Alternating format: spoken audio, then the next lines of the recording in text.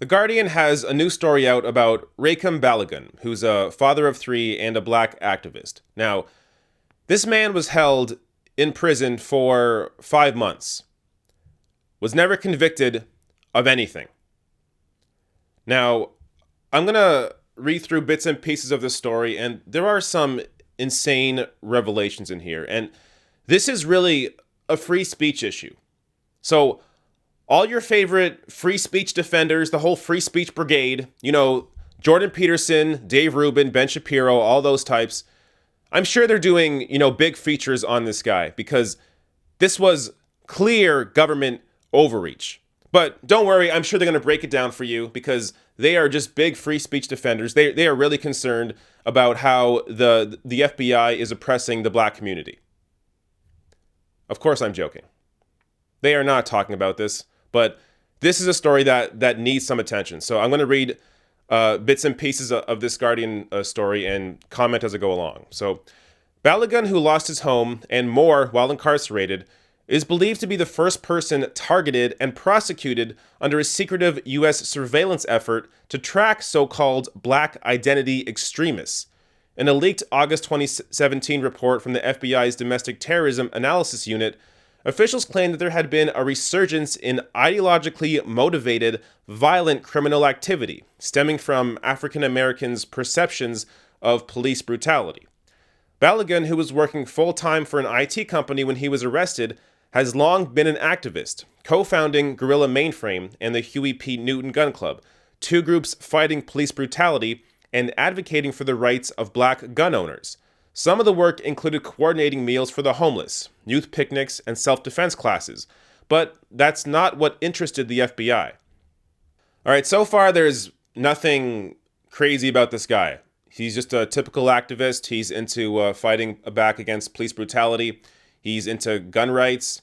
If this guy was white, the FBI would have no interest in him. This is just a typical activist. He's even done great work like coordinating meals for the homeless, youth picnics. So, nothing crazy about this guy.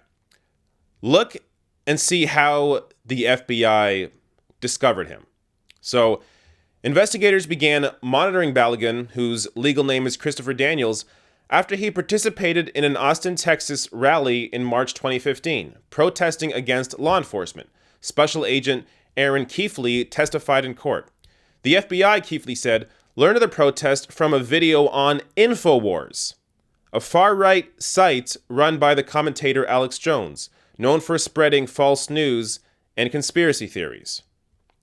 So, Balagan was discovered on InfoWars. Now, I never talk about Alex Jones, InfoWars, or I think I have one video on him on my channel because, to me, Alex Jones is an entertainer. I don't even take the guy seriously. It's just like, he is so obviously not truthful. He makes up stories all the time. Every time there's a mass shooting, he invents a conspiracy theory around it. Pretends they're all just false flags. Alex Jones is a joke. If you watch him as an entertainer, he's actually kind of entertaining. He's funny and ridiculous because he's so completely outlandish. But people take him seriously.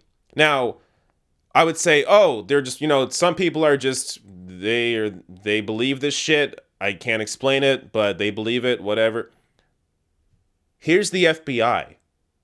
The FBI is using Alex Jones and InfoWars as research. So, like, this is ridiculous. Now, what did Balagan actually do that got him arrested? Get this.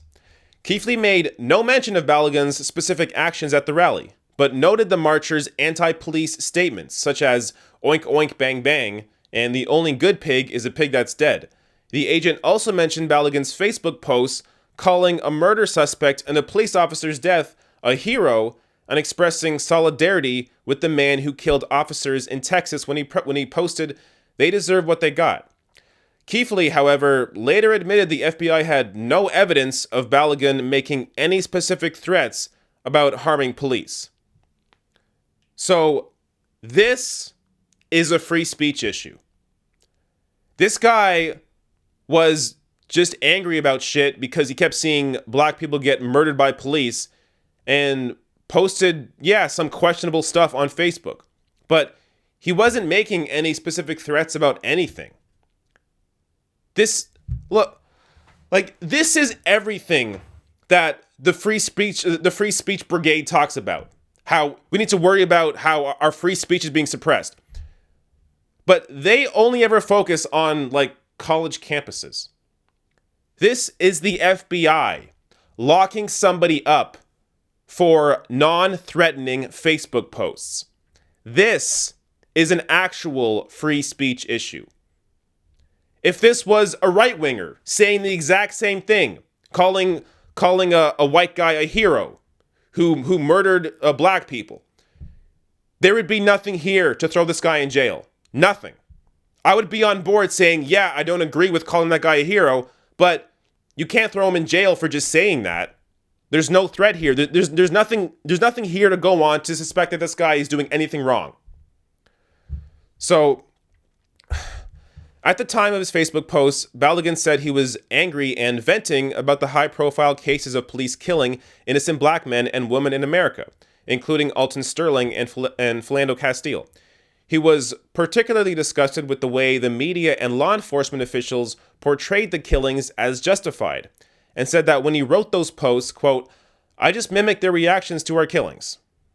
So Balogun, even though he didn't actually do anything wrong, the FBI was monitoring him and found these posts because they're doing this thing where they're going after black identity extremists, which is a phrase that was made up, invented by law enforcement.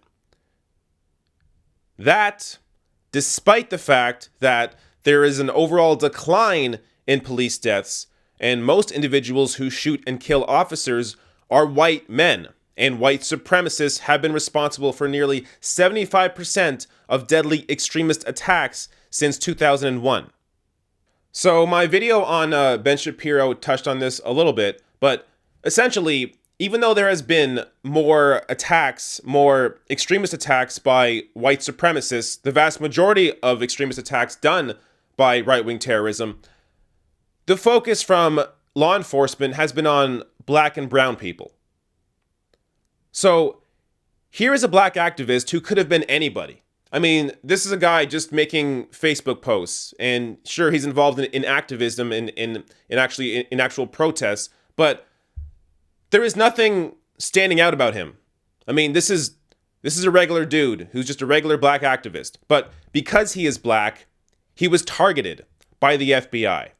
And this is a case of them actually arresting somebody before having any idea of what they're actually going to try and convict him on. So he didn't do anything.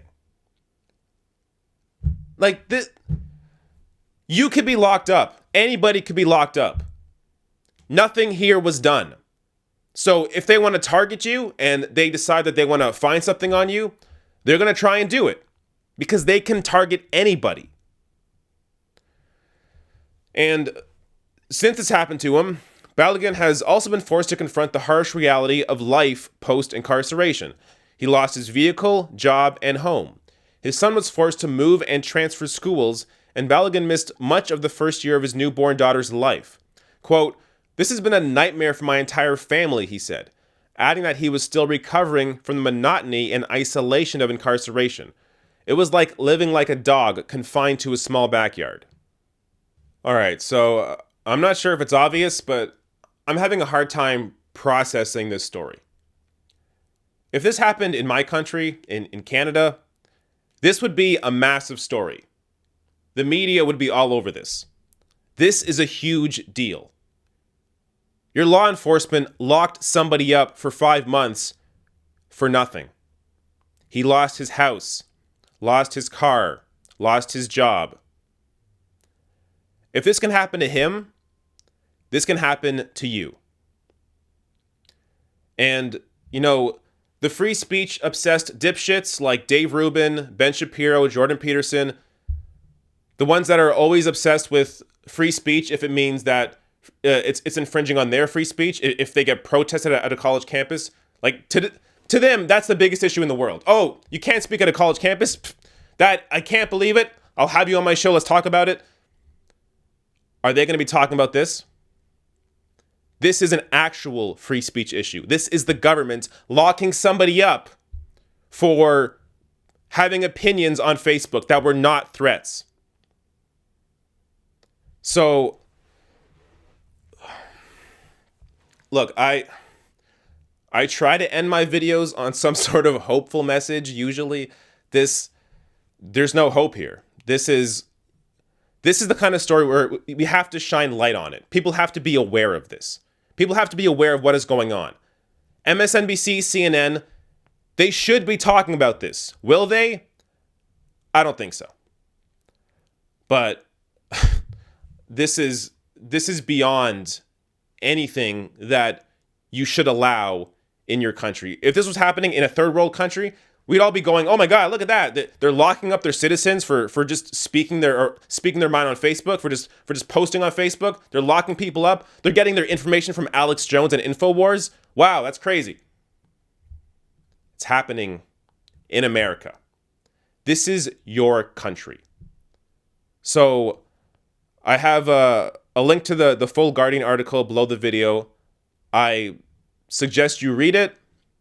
It's an insane story, and there's not much I can do about this other than just putting a light on it, because we all know that the free speech dipshits are not going to be talking about this.